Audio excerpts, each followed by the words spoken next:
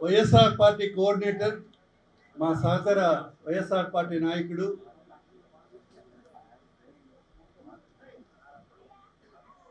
ఆమదాల వలస సమన్వయకర్త చింతాడ రవి గారి మీద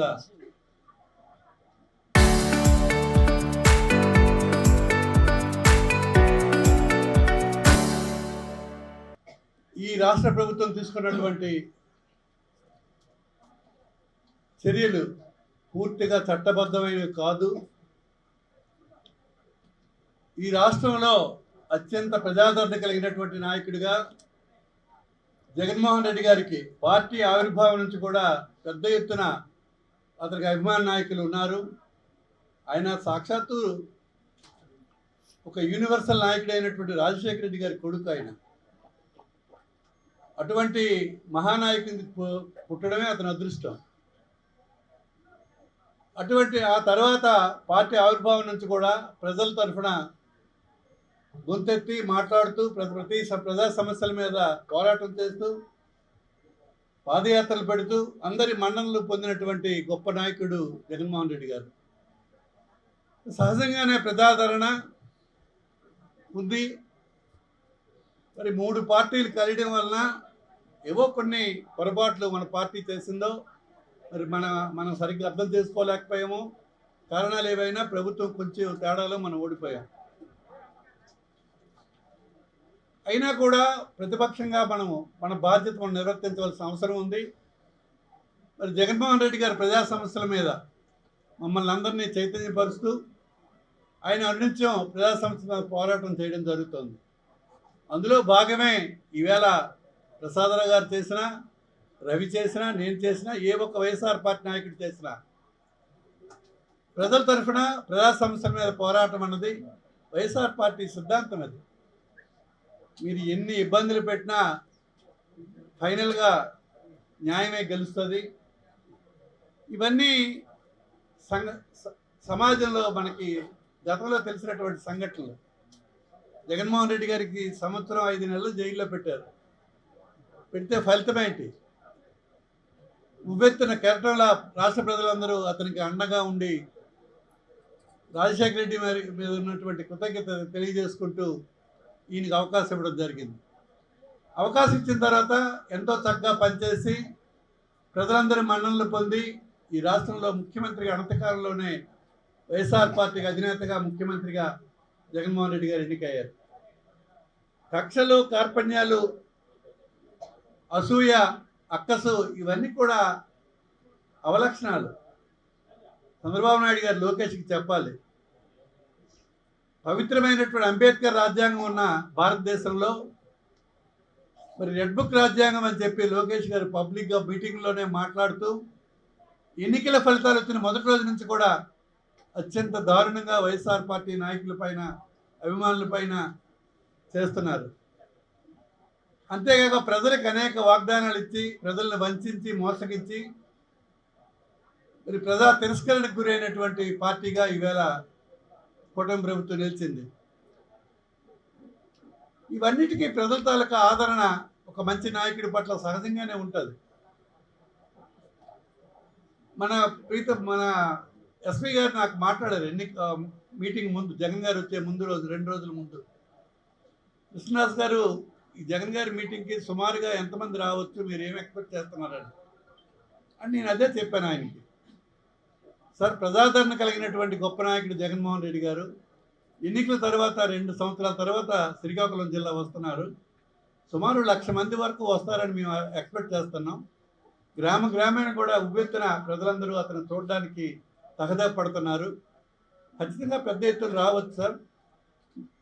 అది ప్రజా నిర్ణయం. మనం ఏం చెప్పగలం? జరిగిన తర్వాత మనం ఎంతమంది వచ్చారో అనుకోవడమే తప్ప, అంటే మేము మీటింగ్లకు పర్మిషన్ ఇవ్వట్లేదు, ర్యాలీకి పర్మిషన్ ఇవ్వట్లేదు, మరి మీరు పెద్ద ఎత్తున కూడగట్టే కార్యక్రమం చేయకండి అని చెప్పారు. తప్పకుండా సార్, మీరు ఏదైతే ఆర్డర్లు ఇచ్చారో అవన్నీ కూడా మా వైఎస్ఆర్ పార్టీ నాయకులు పాటిస్తారు.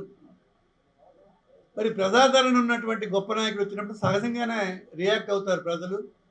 మరి పెద్ద ఎత్తున రావడం అయితే జరుగుతుంది. ఇప్పుడు అతను ఎక్కడికి వెళ్ళినా భారీ ఎత్తున జనం పోగవడం జరుగుతోంది. మరి మీరు కూడా సానుకూలంగా వ్యవహరించి కార్యక్రమం సక్రమంగా జరిగేటట్టు మీరు చేయండి సార్ అని చెప్పి నేను చెప్పడం జరిగింది. ఆ తర్వాత ఒక వీడియో కూడా పెట్టి ఎస్పీ గారికి ప్రజలకందరికి తెలియజేసే విధంగా పెట్టాను. మరి రవి చేసిన తప్పేంటో నాకైతే ఇప్పటికి అర్థం కావట్లే. ఆమదాలవలస నియోజకవర్గ ప్రజలు భారీ ఎత్తున అన్నయ్య ఇక్కడికి వస్తామంటే నేను చెప్పాను, సాధ్యపడుతుందో లేదోరా, జనం విపరీతంగా వస్తున్నారు, ఎవరు ఎక్కడ వీలైతే అక్కడ చూడండి, రద్దీగా మనమే మీటింగ్ పెట్టట్లేదు అని చెప్పడం జరిగింది. ఇప్పుడే ప్రసాదరావు గారు చెప్పినట్టుగా మన జిల్లాలో ప్రారంభం దగ్గర నుంచి కూడా, అలాగే మన జిల్లా కాదు, ఎయిర్పోర్ట్లో దిగినప్పటి నుంచి కూడా పెద్ద ఎత్తున జనాలు అతని కోసం స్వాగతం పలుకుతూ అది చూసేదానికి ఎగబడుతూ వేలాది మంది ప్రతి ప్లేస్లో కూడా ఉన్నారు. అది చివరికి అంపోలు జైలు వరకు కూడా తప్పలేదు. మరి పోలీసు పెట్టిన నిర్బంధాలు అడ్డు పెట్టినారు. ఈ అడ్డులు కూడా తొలగించుకొని నాయకుడిని చూడాలన్న తగదతో కార్యకర్తలు, నాయకులు, ప్రజలు స్వచ్ఛందంగా వచ్చినటువంటి సందర్భం. ఇటువంటి సందర్భంలో మీరు కావాలని ప్రభుత్వం ఇచ్చినటువంటి డైరెక్షన్లు పాటించి తప్పుడు కేసులు పెట్టి రవిని అలాగే ఇతరులను నా పైన కూడా 3-4 కేసులు పెట్టినట్టున్నారు. పెట్టని తప్పేం లేదు. తప్పు చేస్తే దానికి ఫలితం అనిపిస్తాం. తప్పు చేయనప్పుడు మనం ఎవరికి భయపడక్కర్లేదు. మన భగవంతుడే ఉన్నాడు. మనం న్యాయం కోసం, మన నాయకుడి కోసం, వైఎస్ఆర్ పార్టీ కోసం ప్రజల తరఫున ఖచ్చితంగా గొంతు విప్పవలసి వస్తుంది. ఇక్కడ సమర్థవంతమైన నాయకుడు మనకున్నాడు పార్టీకి. అలాగే జిల్లాలో కూడా సమర్థవంతమైన నాయకత్వం ఉంది. మనం అందరూ కలిసికట్టుగా పనిచేద్దాం. మరి వైఎస్ఆర్ పార్టీ శ్రేణులు ఇక్కడ ఆందోళనలో ఉన్నటువంటి వాళ్ళు రవి పట్ల ఎంతో అభిమానంగా మీ అందరూ ఉన్నందుకు మీ అందరికీ ప్రేమపూర్వకమైన అభినందనలు. ఇదే కొనసాగించండి. ఇంతకుండా పట్టుదలగా మనకు ఒక ఆపద వచ్చినప్పుడు, అవసరం వచ్చినప్పుడు మనందరి సంఘటిత కృషి చాలా అవసరం. ఒక పార్టీ బలపడాలంటే మీ అందరి తాలూకా సమిష్టి కృషే పార్టీ ఎప్పుడైనా విజయం సాధిస్తుంది. ఈవేళ మీ అందరినీ చూస్తే చాలా సంతోషంగా ఉంది. కష్టాల్లో ఉన్న రవికి అండగా ఉండాలి, మన అందరం మన కోసం అతను తాపత్రయపడ్డాడు అన్నటువంటి ఆలోచన ప్రతి ఒక్కరికి మీలో ఉంది. మీ అందరికీ హృదయపూర్వకమైన అభినందనలు తెలియజేసుకుంటూ ఇది కొనసాగించాలి. ఏదో మొక్కుబడిగా 1 రోజు 2 రోజులు సరదాగా తిరిగేసి తర్వాత వదిలేద్దామన్నది కాదు. ఇది మనందరూ రవిది ఎవరి కోసం ఈ తాపత్రయపడ్డాడు.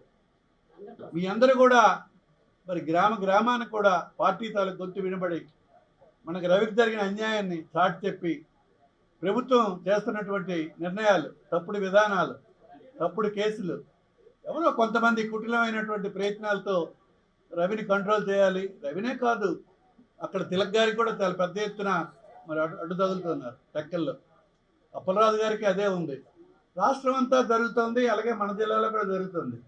దీనికి రాష్ట్రంలో ఏ ఒక్కరు కూడా వైఎస్ఆర్ పార్టీ నాయకులు భయపడట్లేదు. ఇది ఆహ్వానిస్తున్నాం. కష్టాలు ఎవరికైనా రావా? మనకి ఆపద అవసరం వచ్చినప్పుడే మన తాలూకా ప్రేమ, అభిమానం తెలియాలి. పార్టీ పట్ల అయినా మన నాయకుడి పట్ల అయినా మనకు అభిమానం ఉంటే కార్యాచరణ ఎక్కడ కూడా బ్రేక్ అవ్వకుండా ఇక్కడ సమర్థవంతమైన అనేక మంది యంగ్స్టర్స్, లీడర్స్, అనుభవం ఉన్నటువంటి వాళ్ళు ఆమదాలవలసలో ఉన్నారు. మీ అందరూ కలిసి ఒక ప్రణాళికాబద్ధమైనటువంటి నిర్ణయం తీసుకోండి. గ్రామాన్ని కూడా చైతన్యపరచండి. జరిగిన తప్పుని ఎత్తి చూపండి. మరి చంద్రబాబు నాయుడు, లోకేష్ గారు చేస్తున్న తప్పుడు విధానాల్ని ప్రజల్లో చాటి చెప్పి ఇది మనకి ఉపయోగపడే విధంగా మనం మలుచుకోవాలని, రవికి అండగా ఉండాలని, జగన్మోహన్ రెడ్డి నుంచి మొదలుకొని జిల్లాలో మేం వరకు ప్రతి ఒక్కరు కూడా రవికి అండగా ఉంటాం. ఇందులో మీరేం సందేహపడక్కర్లా. అలాగే పార్టీ కూడా దేనికి తగిన విభాగాలు ఉన్నాయి. న్యాయ విభాగం కూడా మనం చాలా సమర్థవంతంగా జిల్లాలోనూ రాష్ట్రంలోనూ పనిచేస్తుంది. అక్కడ నిన్ననే రామకృష్ణారెడ్డి గారితో ప్రసాద్ గారు మాట్లాడారు, నేను కూడా మాట్లాడాను, తిలక్ మాట్లాడాడు. ఈ అన్ని విషయాలు కూడా ఆయన కూడా చెప్పాం. రవి వెనక పార్టీ ఉంది, జగన్ ఉన్నాడు, మీ అందరూ ఉండండి అని మళ్ళీ చెప్పారు ఆయన. మీరు చేస్తున్న పని అప్రిషియేట్ చేస్తూ నేను అప్పటికే చెప్పాను, ఆమదాలవలసలో చాలా బలంగా రవి కేడర్ అంతా కూడా సపోర్ట్ చేస్తున్నారన్న అంటే చాలా సంతోషం. అదే కొనసాగించండి. ఇంకా మరింత పట్టుదలగా మళ్ళీ రవి వెనక ఉండండి. మేము ఖచ్చితంగా రవికి అండగా ఉంటాం జగన్మోహన్ రెడ్డి గారి నాయకత్వంలో అని చెప్పడం జరిగింది. కనుక దయచేసి మీ అందరు కూడా ఇక్కడి నుంచే ఇప్పుడు కూడా ఒక ప్రణాళిక ఉండాలి. మనం ఏదైనా ఒక విజయం సాధించాలంటే గ్రామ గ్రామాన్ని కూడా ఈ ఈ జరిగినటువంటి సంఘటన చక్కగా తెలియపరిచి సరైనటువంటి నాయకత్వం ఉంది. ఇక్కడ సమర్థులైన నాయకులు ఉన్నారు, అభిమానులు ఉన్నారు, యువత ఉన్నారు. మీరందరూ కలిసి మరి రవికి అండగా ఉండాలి, పార్టీకి అండగా ఉండాలి. మనందరిది ఒకటే లక్ష్యం, ఒకటే కోరిక. జగన్మోహన్ రెడ్డి నాయకత్వాన్ని, పార్టీని బలపరుస్తూ మనకి జరిగిన అన్యాయాన్ని ఎదుర్కొనడం అన్నదే వైఎస్ఆర్ పార్టీ తరగతి ఆలోచన. మనందరూ కలిసి పనిచేద్దామని తెలియజేసుకుంటూ, ఎంత అభిమానంగా ఉంటే మీ అందరికీ ప్రేమపూర్వక అభినందనలు తెలియజేసుకున్నాను.